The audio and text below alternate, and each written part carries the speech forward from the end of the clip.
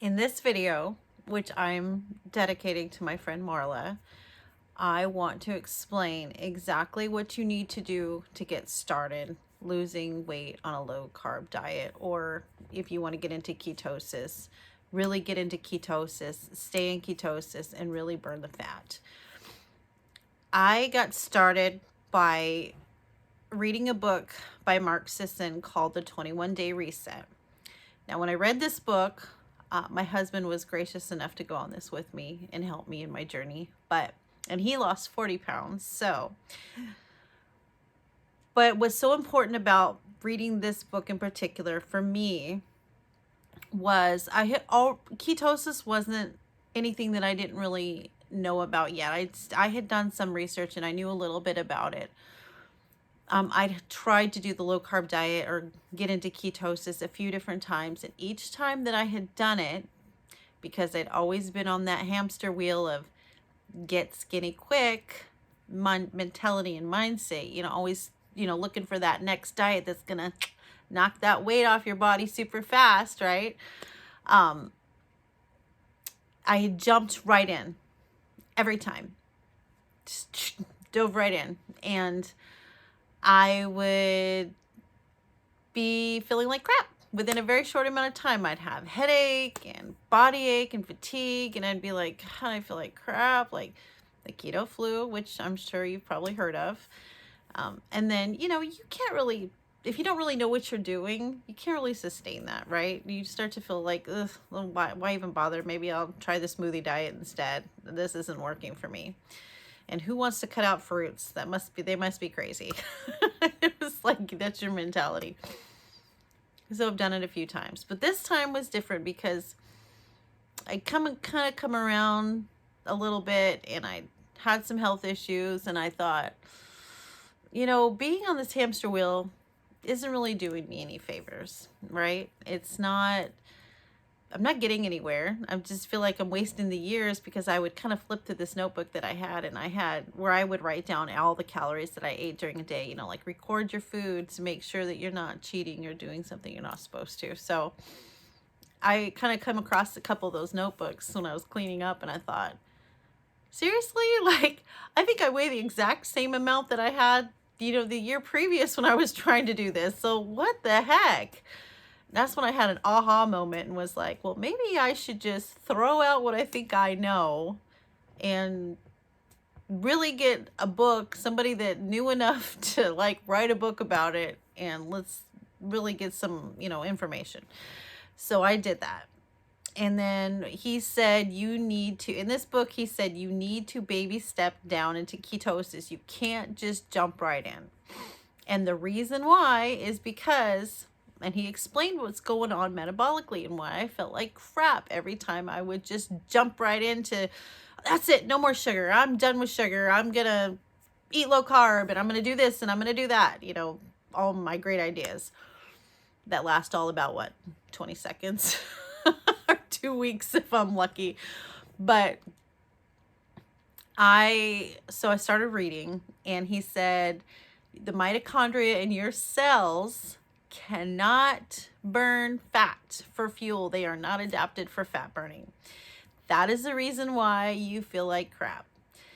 And your little mitochondria, they need to build that machinery. So you're kind of like, he describes it like, you're kind of like this semi on the freeway, and you're pulled off on the side because your gas tank's empty, but you're carrying gasoline in the back to go fill up the tanks at a gas station, but your tank is empty. You got all this stored fuel in the back, but you can't do anything with it because you're just traveling along with it, if that makes any sense. And that kind of struck me like, oh, right, I got all this behind me, so to speak, like just hanging off here and there, just all this stored fuel, but my body can't tap into it, so to speak, and burn it for fuel because I'm so used to burning sugar. That's the machinery my cells have, sugar burning.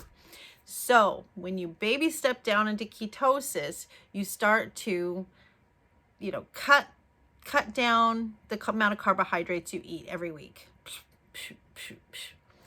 And it's been a while since I read the book, but I want to say probably it's like 50 carbs a week until you get to 50. So I want to say he sets you up at like 150 carbs a week. You're going to do this week, you're going to do 150 carbs. And so you do that, right? Which is cutting carbs, because if you eat a standard American diet and you eat bread and you eat pasta and you eat rice and you drink juice and, you know, you eat fruit and, you know, all these different things, well, sugar. I mean, all of that is sugar. So if you start at 150 a week and you start counting the amount of carbs that you're putting into your body, and then the next week you do say 100, right? And then the next week I think it was 75, and then you're allowed to do like 50. So when you get to 50, you stay there, because you're going to lose weight. You stay there until you stop dropping pounds, and then you start to go down. You start to go like, you know, to 40, 30, all the way down until you get to like 20, which they call almost a no carb diet. And that made the hugest amount of difference to me, because I actually, for the first time in my life, felt like, probably wasn't, but felt like for the first time, I threw out what I thought I knew. I kind of threw out that whole, like, I'm going to invest some time in really understanding what's going on with myself. And I'm going to invest, you know, the money in this book, and I'm going to really try to read it and understand it before I even start the diet. And then when I feel like I think I know what's going on while reading the book, I'll start prepping and, you know, get the groceries in the house that we need and throw out the groceries that are going to sabotage us and cause us to fall off and do all of that. It made a huge difference.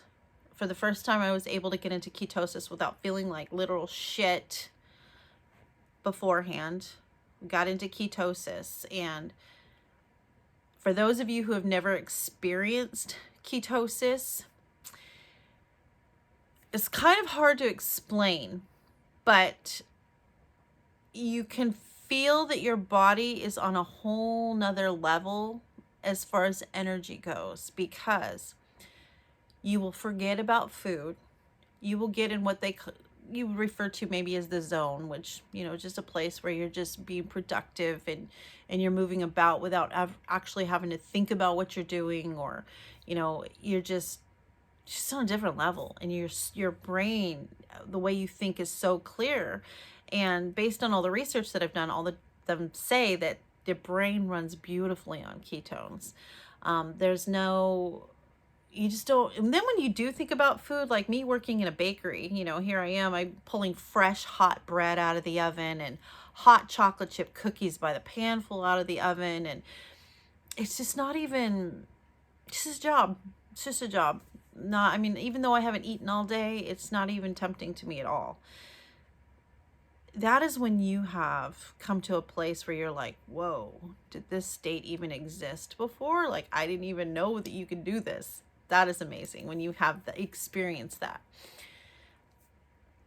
The few things that I would suggest, if for some reason you decide not to buy his book and you just kind of want to, you know, just, okay, I'm gonna do what she said. I'm gonna have 150 carbs in 1 week, and then, you know, 100 the next, and get down to 50, and I'm gonna stay there until I drop. Okay, if that is your plan, I'm gonna tell you two things. The first thing is you are going to start losing electrolytes super fast. You need to plan for that, okay?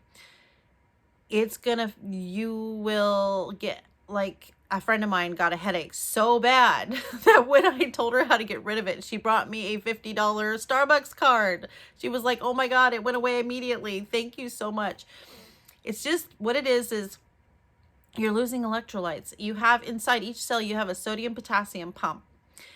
And when you get into ketosis, or you start dropping carbs, you're going to need electrolytes. Make sure you get sodium, potassium, and if for some reason you do get one of those really bad headaches, sodium will knock it out like that.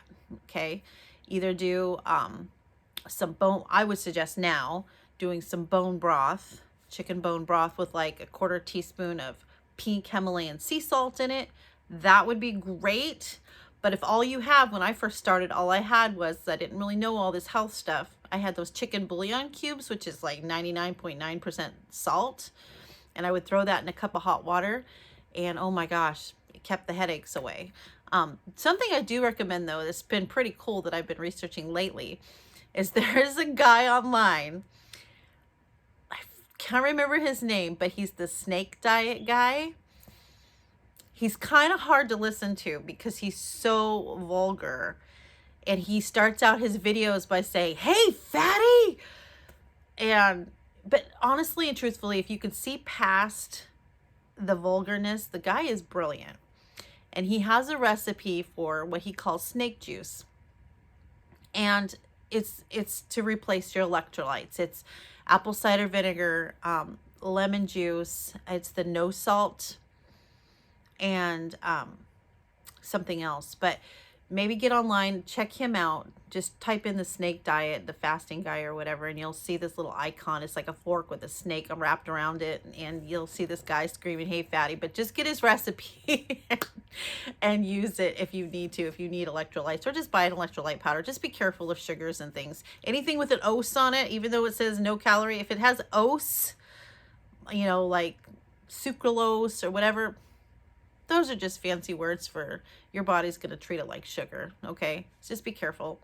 The only sweeteners that I recommend on a ketogenic diet is stevia, but make sure it's stevia and it's not mixed with something, because there is a brand called, I think it's stevia on the raw, that's mixed with something. I don't even remember what it's mixed with, but stay away from it. Flip it over, look at the back, and see if it just says organic stevia. Also, monk fruit is a good one. Swerve is good. We'll use that. Just be really careful. Know what you're looking at. Those 3 sweeteners are pretty good. And just be careful, because you can't make yourself sick if you don't pay attention to what you're doing, okay? Because you're literally building cellular machinery when you do this. You can really hurt yourself if you're not careful. You can do it. Just be careful.